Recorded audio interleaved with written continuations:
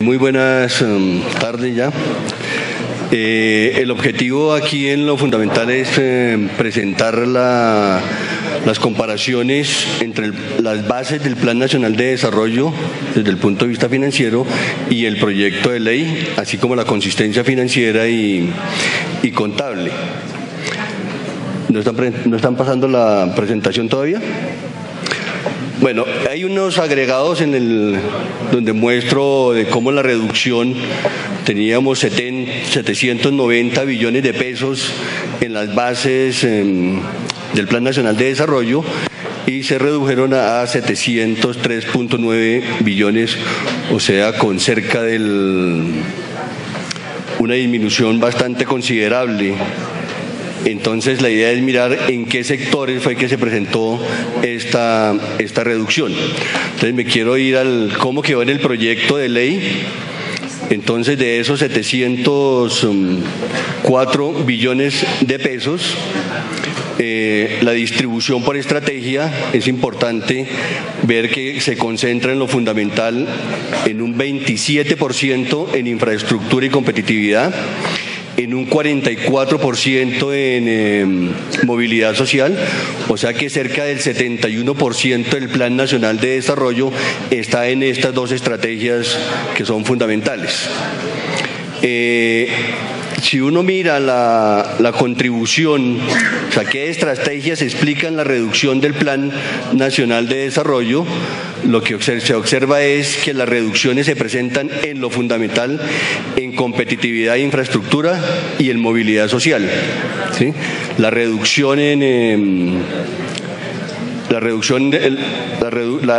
explicación de crecimiento en el monto del Plan Nacional de Desarrollo es en un 8.9% por parte de la estrategia de movilidad social y en un 6.8% en infraestructura. Con esto, pues, la primera conclusión que se tiene es que el Plan Nacional de Desarrollo se redujo en cerca de un 20%, 86.2 billones de pesos, al pasar de 790 billones a 703 billones. Es importante notar que por agentes el Gobierno Nacional Central tiene un aumento de la financiación de los montos en un 2%. Si ya se mira por estrategia, entonces tenemos que en la estrategia de competitividad, infraestructura e infraestructuras estratégicas hay una reducción del 22%. El sector que más reduce su participación es el sector descentralizado público, ¿sí?, que lo reduce en cerca del 76%. Tenía previsto 12 billones de inversión el sector descentralizado y pasa a 3 billones de pesos en el proyecto de ley. Y el Gobierno Nacional reduce su participación, reduce su monto, estaba en 51 billones de pesos y lo reduce a 40 billones de pesos, una reducción del 21%. Dada la característica que tiene este sector, que es un sector promotor del crecimiento económico, generador de empleo, necesariamente la reducción que se presenta en este sector, teníamos en las bases 243 billones de pesos y en el proyecto de ley queda en 189 billones, una reducción del 22%. Esa reducción ya lo lleva a uno a pensar que las metas de empleo y de crecimiento económico quedan en entredicho, las metas que están en el plan de desarrollo. Si a esto se adiciona que puede existir una reducción del crecimiento económico por el impacto que va a tener esta reducción en el sector de infraestructura, necesariamente quiere decir que se puede llegar a comprometer los niveles de recaudo, los niveles de ingresos tributarios que vaya a tener el Gobierno Nacional, con lo cual se puede profundizar el tema del déficit estructural que tiene el Gobierno Nacional. La otra estrategia importante es la de movilidad social. En movilidad social se presenta un decrecimiento en el monto del 18%. En las bases del plan estaban en 381 billones de pesos y quedó en el proyecto de ley 310 billones de pesos. ¿Quiénes son los que presentan las principales reducciones? La principal reducción la está presentando las entidades territoriales, que tenían 73 billones de pesos en las bases y quedaron en 33 billones, una reducción del 56%. El otro recurso que presenta un descenso grande en términos absolutos es el del Gobierno Nacional Central, que estaba en cerca de 80 billones de pesos y quedó en 66 billones de pesos en el proyecto de ley. Es un decrecimiento del 17%. Y otro agente que presenta reducciones son los recursos del Sistema General de Regalías, que estaba en 11 billones de pesos en las bases y quedó en 6.6. La movilidad social, esta estrategia se asocia a objetivos como cerrar las brechas en acceso y calidad de la educación, impulsar ciudades amables y sostenibles, fortalecer los mínimos vitales para el fortalecimiento de la población en pobreza extrema, alternativas para el empleo. Con la reducción, creemos que estas metas necesariamente, las metas que están en el plan de desarrollo, en la parte de movilidad social, están en entredicho. Transformación del campo y crecimiento verde. En esta estrategia hay un aumento muy fuerte de los recursos del Sistema General de Participación. En esta estrategia el monto global asciende al 7%, aumentó en un 7%, son cerca de 59 billones de pesos, y llama la atención el aumento que presenta el Sistema General de Participación. En las bases estaban en 495 mil millones de pesos. Y en el proyecto de ley pasa a 3.8 billones de pesos. Y el gobierno central, que estaba en 13 billones de pesos, pasa a 15 billones de pesos para un aumento del 9.6%. Por eso en el total, en transformación del campo y crecimiento verde, se presenta este aumento. En transformación del campo voy a hacer una referencia, le llama a uno la atención el artículo 49 del articulado, ya lo han señalado aquí, pero voy a reiterarlo.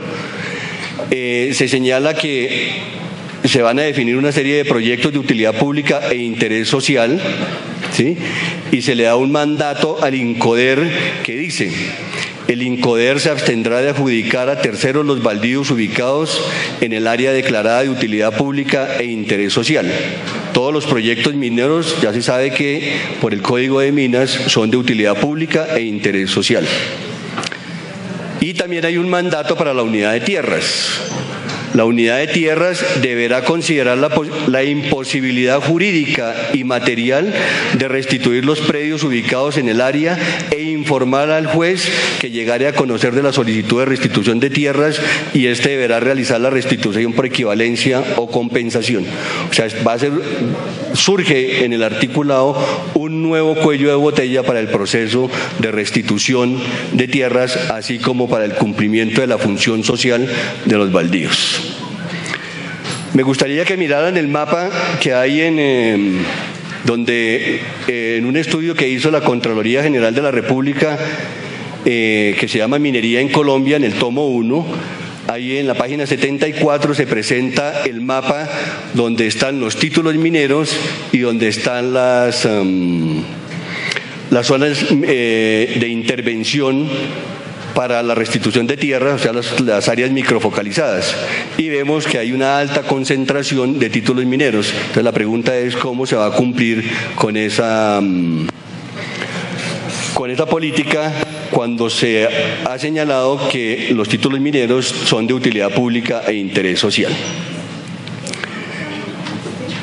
En la estrategia de consolidación del Estado Social de Derecho, o seguridad, justicia y democracia para la construcción de la paz, tanto en el proyecto de ley, hay un título, en el articulado, en las bases hay otro título.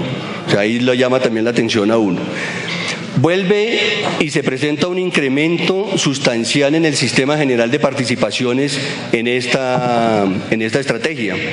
En las bases tenían 535.000 millones de pesos y en el proyecto de ley pasa a 4.3 billones de pesos. ¿Sí? El gobierno también hace un aumento, estaba en 104 en las bases y pasa a 129. Resumiendo esto, la reducción del monto del plan de desarrollo en cerca de 90 billones de pesos puede tener serias implicaciones en el cumplimiento de las metas de crecimiento económico, desempleo y reducción de la pobreza. No es sino observar los montos, las reducciones que se hicieron en las estrategias de infraestructura y de movilidad social. De igual manera, la profundización de la desaceleración económica por la vía de un menor gasto productivo necesariamente va a tener repercusiones sobre el recaudo tributario. Este manejo que se presenta en el plan de desarrollo no es más sino la muestra de las políticas conservadoras con la cual se está manejando la hacienda pública en Colombia. El Gobierno Nacional Central presenta un déficit estructural desde hace varios años, casi desde cerca de 1990, y con todas las reformas tributarias que se han hecho no ha sido posible cerrar esa brecha. Incluso se puede aumentar.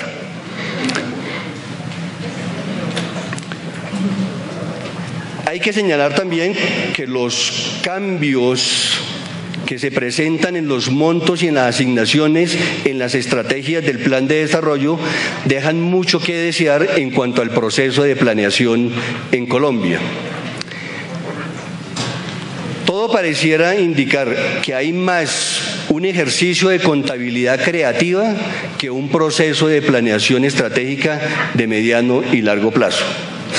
El Gobierno Nacional debería exigirle, el Congreso de la República, la sociedad civil, debiera exigirle al Gobierno Nacional que explique y justifique cada uno de los cambios que hay entre las bases del plan y el articulado que se radicó.